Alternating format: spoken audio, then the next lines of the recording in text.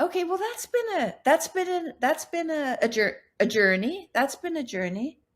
And when I was real sick and George was real sick, and we hadn't really seen each other for going on to 3 years. It was quite a while, and he wasn't even living with me, so he wasn't even around. And when he finally came home, and he was still really sick, uh, I was feeling quite a bit better. I had spent the year really uh, doing a lot of uh, self reflection and um, investigation into my past and mistakes I'd made, and trying to uh, make things right again, and to focus on the proper path. I was doing a lot of work on that. And I was also physically trying to put myself back together. And he came home, and there we were. It was an evening, and we thought, what do we do? And we'd had a practice of having dates, right? And which I've told you before. And so we decided to have a date. And because we had done this for 30 years, we knew what to do. Or what do you do when you want to have a date? Well, you set up it's I've been reading books about habits, and that you teach kids habits. And so what's a good habit for a kid to learn? When they come in the house after being out all day, they go to the sink and wash their hands. And so if you have your kids wash their hands every time they come in the house, eventually when they open the door, they automatically go to the sink and they wash their hands. Eventually, that's just a habit, right? And it's going to be a habit, and you want to have good habits. So when we organize these dates, you have to have cues. You have to have cues. The cue is to open the door before you go wash your hands. So the cues that we used were, okay, date. What does that mean? That means have a shower. That means set up a room so that it's pleasant to be in. So when you walk in, you don't notice that there's a dirty plate in the corner, that you didn't do the dishes, that now you have to do the dishes, actually, because so you're not going to come into the room and have an evening with your husband. You're actually going to do some more housework. And so you have to set up the room so that the pillows are fluffed and the candles are lit, and it's inviting and it's hospitable. So you're setting up hospitality, because what you're doing is you're trying to set up a situation where you're going to relate to one another. And so it has to be hospitable. And if there's any resentment there, well, you're not going to exactly fold everything so that it's neat. You're going to kind of leave things because maybe she should have done this, right? So here I have to do this. I'll just throw the blankets in the corner instead of folding them, because uh, she was home all day. She could have done this already. But no, that's not the way we did it. It would be Jordan's job to go into the room and set it up so that it was pleasant and inviting. And it was my job, because a woman is different from a man. A man's like, a date? Yeah, sure, let's have a date. A woman's like, date? Like, am I up to this? Like, do I really want to do this? Well, maybe tomorrow. So now it's tomorrow. Okay, so I said I was going to have a date yesterday. Today I'm going to have a date. So I have to live up to my obligation, because we live up to our obligations, and we made a deal. And so we lived up in our marriage. We would make deals, and then you have to live up to the deals. And the kids had to do this too. We had deals with them. They had to live up to those deals. And so, okay, so it's the next day. So first of all, I'm tired and I don't want to have a date. Well, have a nap, right? Have a nap. Okay, so now I've had a nap. So now I'm not so tired. So that's something. And so then, have a shower. And he's bought me some nice clothing. Put some of that on. Be grateful, right? Be grateful. Put some of that on. Uh, and then you've had a shower, uh, you had a nap, you had a shower, you put on something nice. Well, you might still not really want to have a date, but you might not be quite as opposed to it as you were at the beginning. of the evening or at the beginning of the day. And so by the time you get in the living room, you're not really looking forward to seeing this guy who's, I don't know what he's done that week, something to bother you, uh, something that's bothered you. Maybe he hasn't, washed his dishes, so you've had to take care of him more than you wanted to. So the first thing to do probably is to tell him that and get it out of the way. If there's something really nagging that you guys haven't taken the time to talk about during the week, because you have to talk about things between you during the week and you can't leave them under the rug, because when you leave them under the rug and you try to come together to have romance, they get in the way.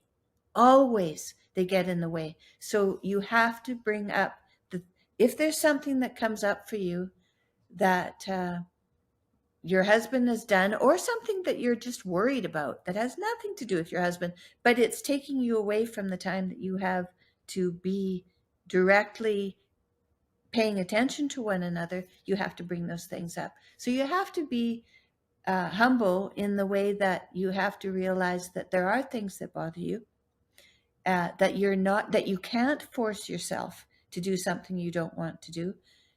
And so pay attention to those things that are coming up as impediments to this moment that you're going to share, and accept your vulnerability, that you're someone who's bothered, and maybe you shouldn't be bothered. Maybe you feel like it's petty. What it is that you have to say is petty, but it's bothering you. So I guess maybe you are a little petty. And so admitting that it's bothering you, whether you want to or not, you have to have the humility to share what it is that's on your mind. And then your husband has to have the faith that you haven't come in there to destroy the evening, that you haven't come in there to sabotage the moment, because he's really hoping for this moment. And the wife comes in and he's really hoping that she might be have put herself together well enough that they can relate, that they can have a dance together, and so this night that we hadn't been together for 3 years, we got together and we danced, and we thought, there it is again, this moment of being together, of allowing ourselves to accept the what is it, accept the it's kind of what you both need, right? You need attention, because attention is love. So you want attention, but you have to give attention in order to receive attention. So you have to get yourself organized enough, even though your socks are, different colors, and your underwear is dirty. And I mean, you're just a mess. You're just a mess. You're going to put yourself together enough to give this other person your despicable self. You're going to give yourself to this person, and it's going to be a moment that you can both be grateful for. So that's romance, really is. And that's the beginning of romance. Now recently, so Jordan and I went on tour. He was feeling still just awful. And we didn't know what was going on, and he was feeling worse and worse and worse and worse. And we were in Detroit, close to Toronto, and I said, I'm going home, because I don't know what to do with you, and I'd like to be on tour with you, but I just can't do it. It's too painful for me to see you like this, because you're just a mess. And I went home, and I got home, and I was like, I would really like to be on tour with Jordan. I had made that decision at the beginning that I was going to do it, and here I am home, and he's not here.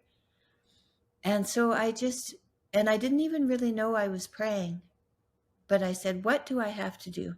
I just asked myself, really, is what we think anyway.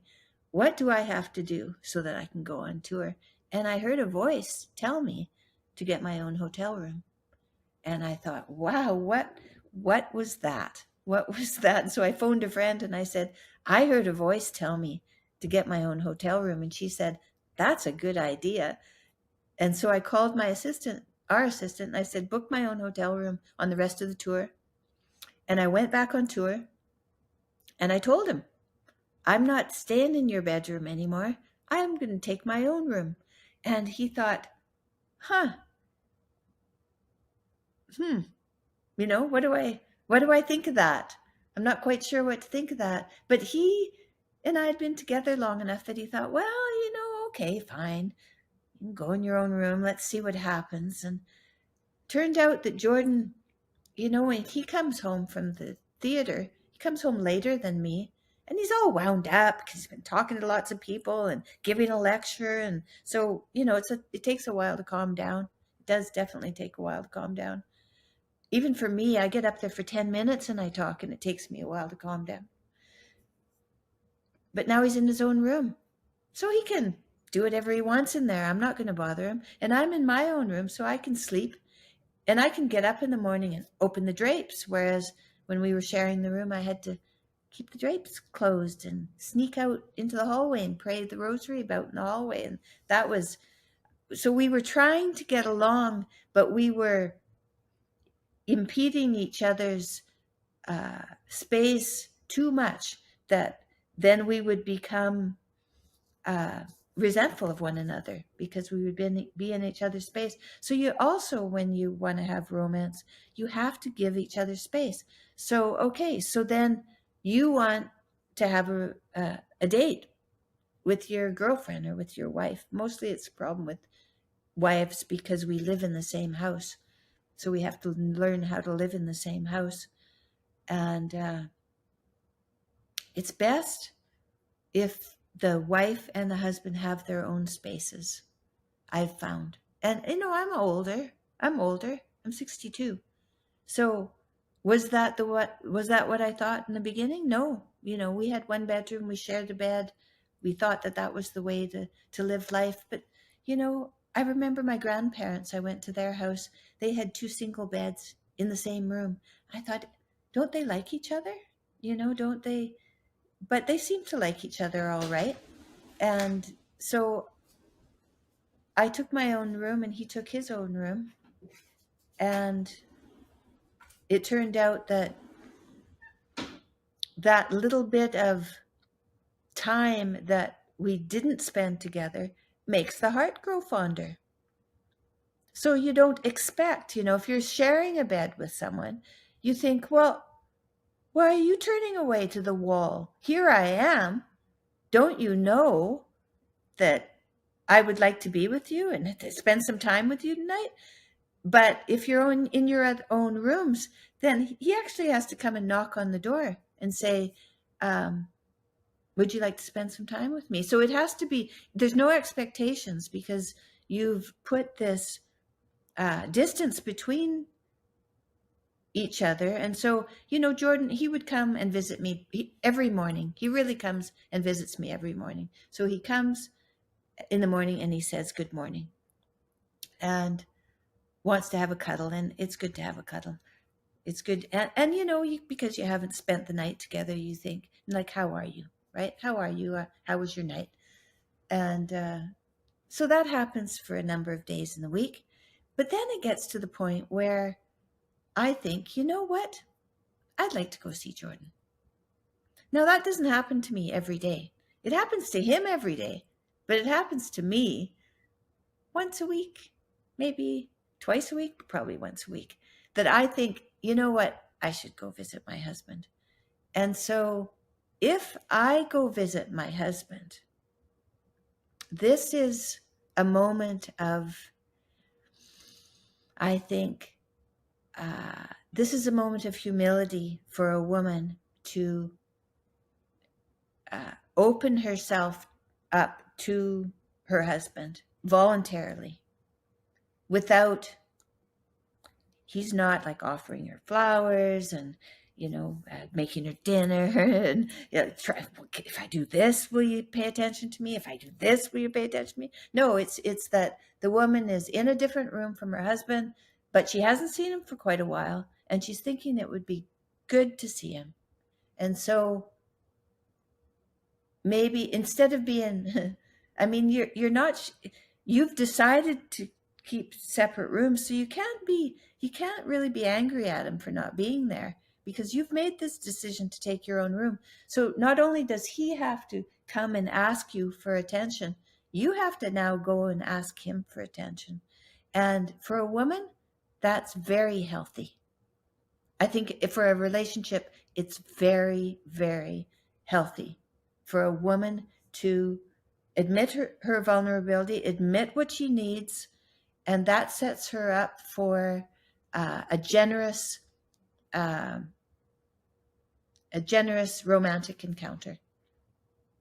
So that's what I've learned recently.